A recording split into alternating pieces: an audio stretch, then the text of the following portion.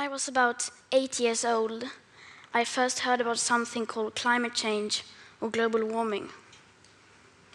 Apparently that was something humans had created by our way of living. I was told to turn off the lights to save energy and to recycle paper to save resources. I remember thinking that it was very strange that humans, who are an animal species among others, could be capable of changing the Earth's climate. Because if we were, and if it was really happening, we wouldn't be talking about anything else.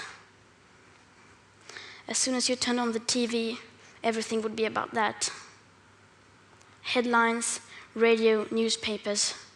You would never read or hear about anything else, as if there was a world war going on. But no one ever talked about it. If burning fossil fuels was so bad that it threatened our very existence, how could we just continue like before? Why were there no restrictions? Why wasn't it made illegal? To me, that did not add up. It was too unreal. So when I was 11, I became ill. I fell into depression. I stopped talking, and I stopped eating. In 2 months, I lost about 10 kilos of weight. Later on, I was diagnosed with Asperger's syndrome, OCD, and selective mutism. That basically means I only speak when I think it's necessary. Now was one of those moments.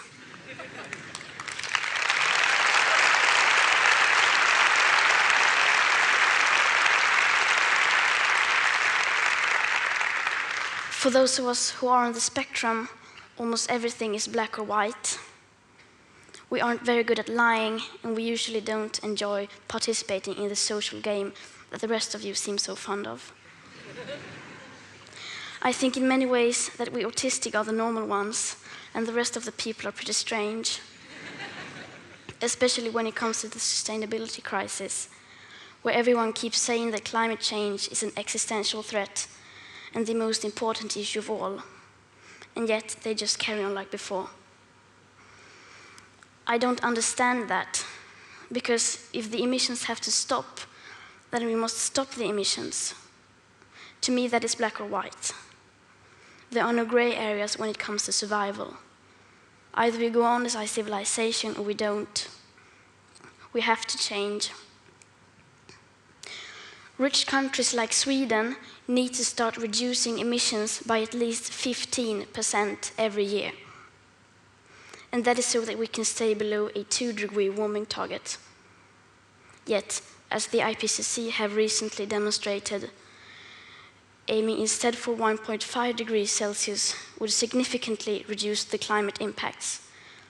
But we can only imagine what that means for reducing emissions. You would think the media and every one of our leaders would be talking about nothing else, but they never even mention it. Nor does anyone ever mention the greenhouse gases already locked in the system, nor that air pollution is hiding a warming, so that when we stop burning fossil fuels, we already have an extra level of warming, perhaps as high as 0.5 to 1.1 degrees Celsius. Furthermore, does hardly anyone speak about the fact that we are in the midst of the 6th mass extinction, with up to 200 species going extinct every single day. That the extinction rate is today between 1,000 and 10,000 times higher than what is seen as normal. Nor does hardly anyone ever speak about the aspect of equity or climate justice, clearly stated everywhere in the Paris Agreement, which is absolutely necessary to make it work on a global scale. That means that rich countries need to get down to 0 emissions within 6 to 12 years with today's emission speed. And that is so that people in poorer countries can have a chance to heighten their standard of living by building some of the infrastructure that we have already built, such as roads, schools, hospitals, clean drinking water, electricity, and so on. Because how can we expect countries like India or Nigeria to care about the climate crisis if we, who already have everything, don't care even a second about it or our actual commitments to the Paris Agreement? So, why are we not reducing our emissions? Why are they in fact still increasing? Are we knowingly causing a mass extinction? Are we evil? No, of course not. People keep doing what they do because the vast majority doesn't have a clue about the actual consequences of our everyday life.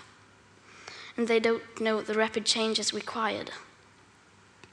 We all think we know, and we all think everybody knows, but we don't.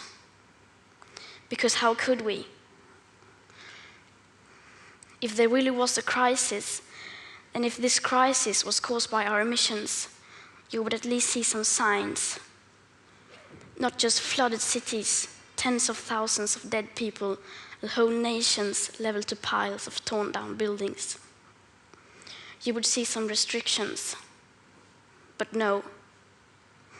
And no one talks about it.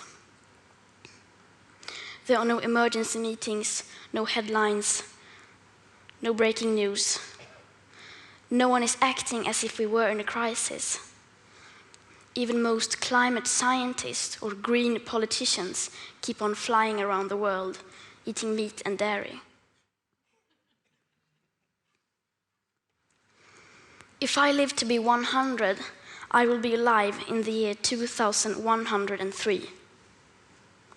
When you think about the future today, you don't think beyond the year 2050.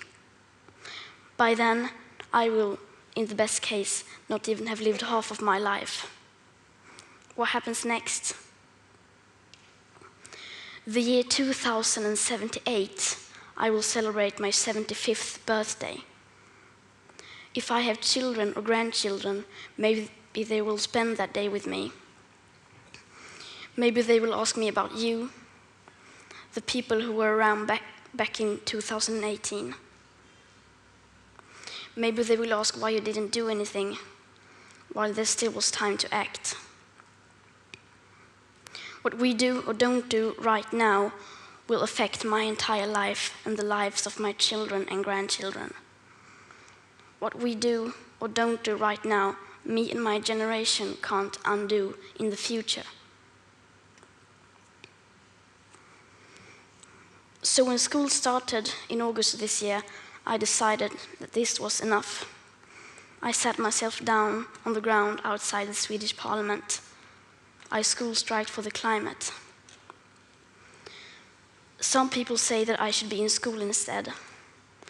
Some people say that I should study to become a climate scientist so that I can solve the climate crisis. But the climate crisis has already been solved. We already have all the facts and solutions. All we have to do is to wake up and change. And why should I be studying for a future that soon will be no more, when no one is doing anything whatsoever to save that future? And what is the point of learning facts within the school system, when the most important facts given by the finest science of that same school system clearly means nothing to our politicians and our society? Some people say that Sweden is just a small country and that it doesn't matter what we do. But I think that if a few children can get headlines all over the world just by not going to school for a few weeks, imagine what we could all do together if we wanted to. Now we're almost at the end of my talk.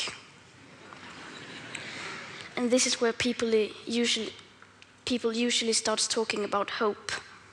Solar panels, wind power, circular economy, and so on. But I'm not going to do that. We've had 30 years of pep talking and selling positive ideas. And I'm sorry, but it doesn't work. Because if it would have, the emissions would have gone down by now. They haven't.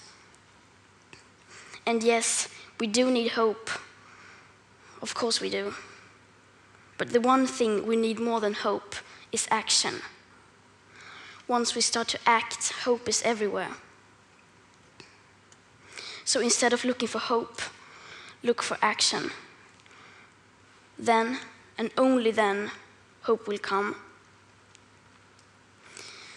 Today, we use 100 million barrels of oil every single day. There are no politics to change that. There are no rules to keep that oil in the ground. So we can't save the world by playing by the rules, because the rules have to be changed. Everything needs to change, and it has to start today. Thank you.